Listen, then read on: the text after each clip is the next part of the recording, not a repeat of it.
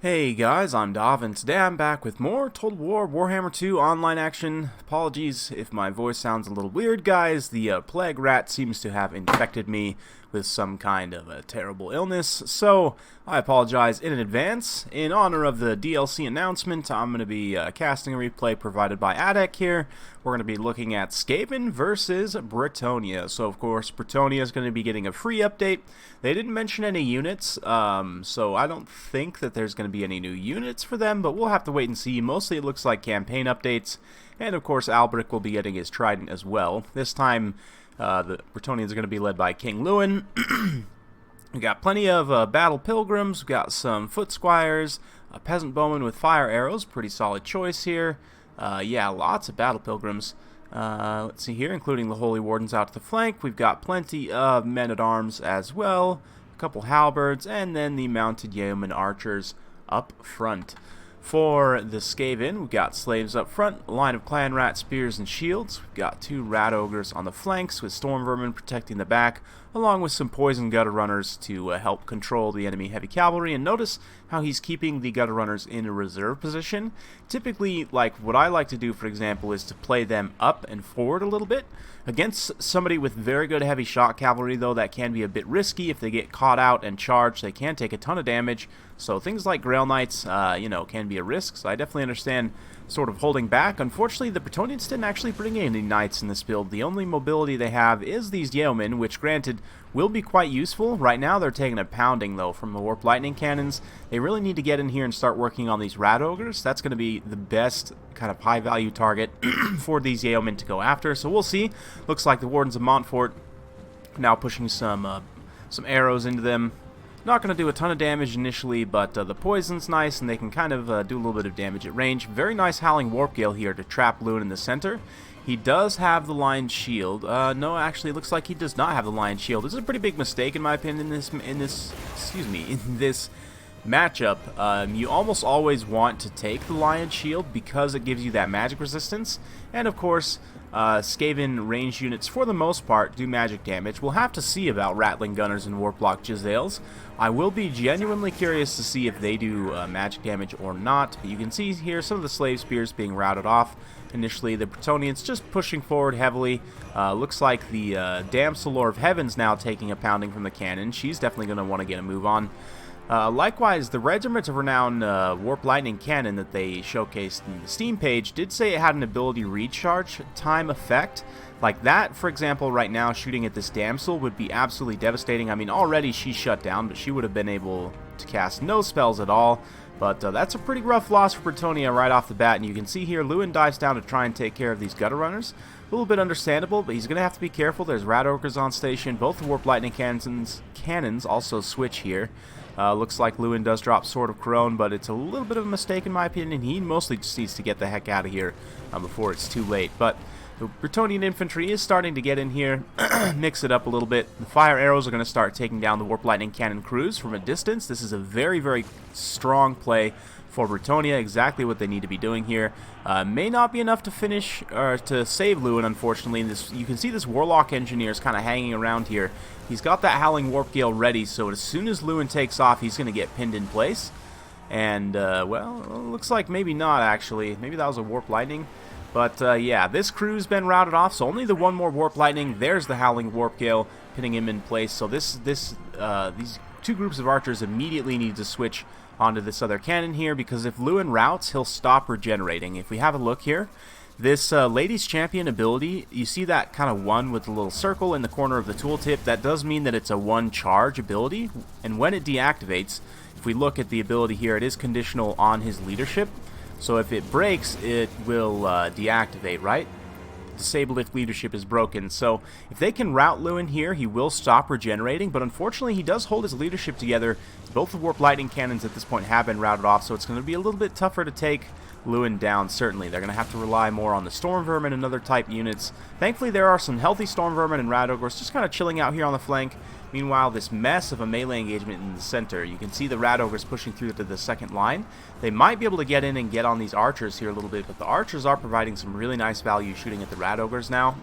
Bretonnian archers, very, very cost effective if they can get into a good situation. Obviously, their leadership is absolutely abysmal. But that being said, you know, they definitely can do some good damage if they don't get beat up too bad. Unfortunately, rat ogres do cause fear, and these peasants with their terrible leadership are going to want to rout almost immediately. You can see here, yeah, their leadership almost immediately starts tanking. As soon as the support's gone, they're caught between 2 units of rat ogres. There must have been a 3rd unit hanging around somewhere. Interesting.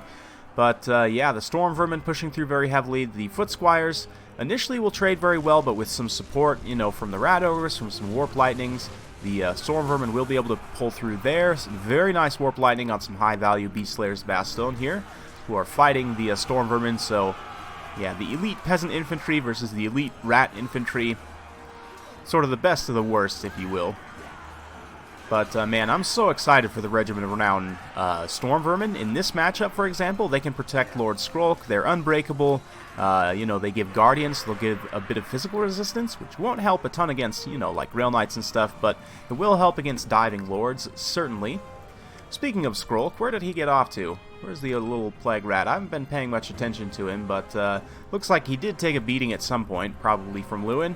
But he's still hanging around, still getting back into the fight. Lewin himself looks like he's been routed off. My casting's a little sloppy today, guys, so I apologize. But yeah, Lewin, my guess is he tried to dive in here and took a ton of damage from the rat ogres, maybe some Overwatch fire from the gutter runners, but yeah, it's possible he could have got hit with the Liber Bubonicus, and that could have just finished him off as well. But Skrolk in here with the Rod of Corruption doing a ton of AoE damage to a lot of these Bretonnian units. Unfortunately, the supporting rats aren't going to hold for too long. He definitely doesn't want to stand and fight here. But yeah, the Holy Wardens are really what's mostly holding the Bretonnians together at this point, I believe. I don't know, the balance power is still relatively close, all things considered. There are still some high-value infantry, the Beast Slayers here. The Holy Wardens are getting very, very low, but we'll see. These gutter runners trying to disengage here, doing a few little kick flips and stuff as they run in the other direction. And yeah, maybe just because the Skaven have such poor leadership and Skrolk's really not doing hot. But on the same coin, Bretonnian infantry, I should say, doesn't have great leadership either. And Lewin is also gone, so I'm a little bit, yeah, I find it a little bit strange that the balance power is so close. But I guess, yeah, there are still quite a few like mounted yeomen and stuff. The rat ogres in the backline doing a great job cleaning up some of these fire arrows. The fire arrows are a nice pick because, of course, Hell Pit Abominations are weak to fire, and they also have pretty low armor, so the present arrows will be very effective there. But, yeah, Storm Vermin continuing to slug it out with the Beast Slayers here in the center. Just the heavyweight, you know, heavyweight garbage tier infantry. I say garbage tier. Both of these units are actually pretty cost-effective in the right situation. But, yeah, looks like the peasants are going to get some support from various directions, so that should spell the end of those storm vermin there, but things are starting to shift in terms of balance of power. We've got some shattered men-at-arms here, some other Bretonnian units starting to shatter as well. Those rat ogres are able to disengage pretty effectively, and the clan rats are now coming through as well. We've got units chasing these archers, and if he can shut down these ranged units, I think that's a lot of what's holding the balance of power together at this point. These infantry are honestly pretty shaky, and if he can get rid of these relatively healthy units of archers, then it should be enough. You can see the rat ogres coming in, just delivering the mighty, you know, deck to the face, just absolute knockout punch.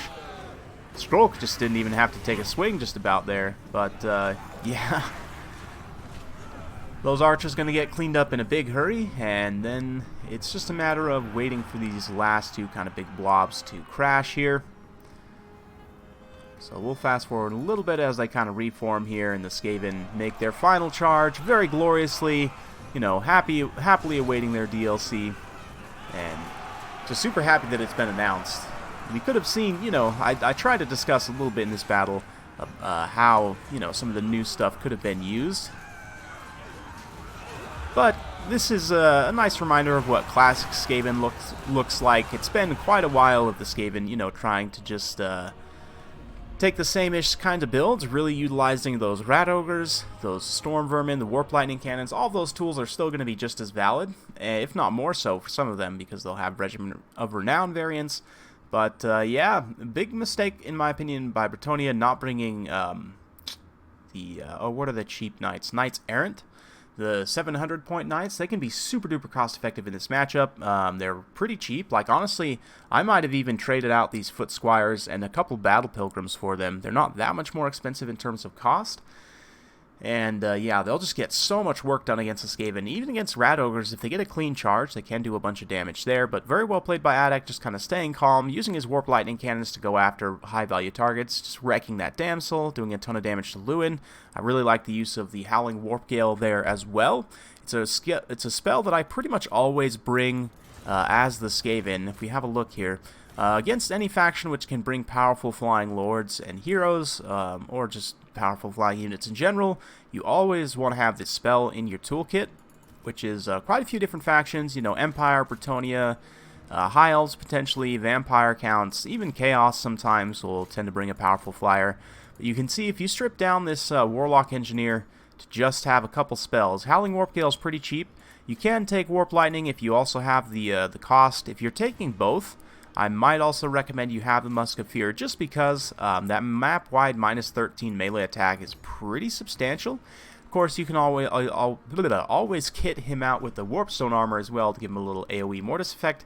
Does get a little bit expensive with all of that together, but typically I will run him with like just Howling Warp Gale, just as an insurance policy, and with the armor so that he can kind of sit in melee and do a little bit of damage.